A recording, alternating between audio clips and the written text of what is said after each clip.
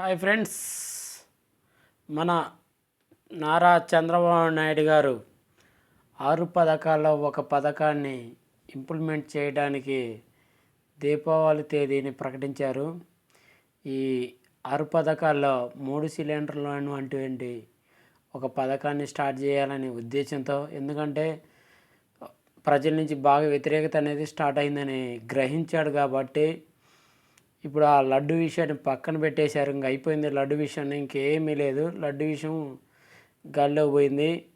ఇంకా వచ్చేసరికి ఇంకా పథకాలపై దృష్టి పెట్టాలి కాబట్టి ఇప్పుడు మన బాబు గారు రేపు దీపావళికి 3 సిలిండర్ల పథకాన్ని స్టార్ట్ చేసే ఉద్దేశంతో, ఎందువల్ల అంటే మన మందు షాపులన్నీ ప్రైవేటు పరంగా చేశారు కాబట్టి వాటికి వచ్చే డబ్బులతో మన 6 పథకాల్లో అటువంటి ఒక 3 సిలిండర్ పథకాన్ని స్టార్ట్ చేయబోతున్నారు.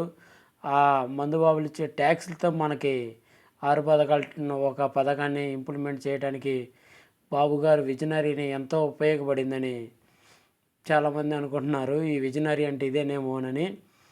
అదిగాక ఆ 6 సిలిండర్లో ఇప్పుడు ఒక్క సిలిండర్ మాత్రమే ఇస్తారు. అది కూడా ఎలా అంటే ఒక రేషన్ కార్డుకి ఒక సిలిండర్ మాత్రమే ఇస్తారు.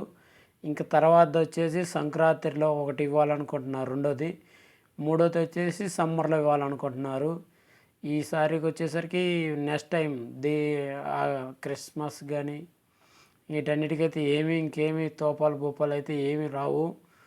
ఓన్లీ ఇంకా ఈ 3 సిలిండర్లతో మాత్రం సరిపెట్టుకోవాలా. ఇది కూడా ఓన్లీ రేషన్ కార్డు ఉన్న వాళ్ళకి మాత్రమే ఈ 3 సిలిండర్ల పథకం ఇంప్లిమెంట్ అవ్వబోతుంది.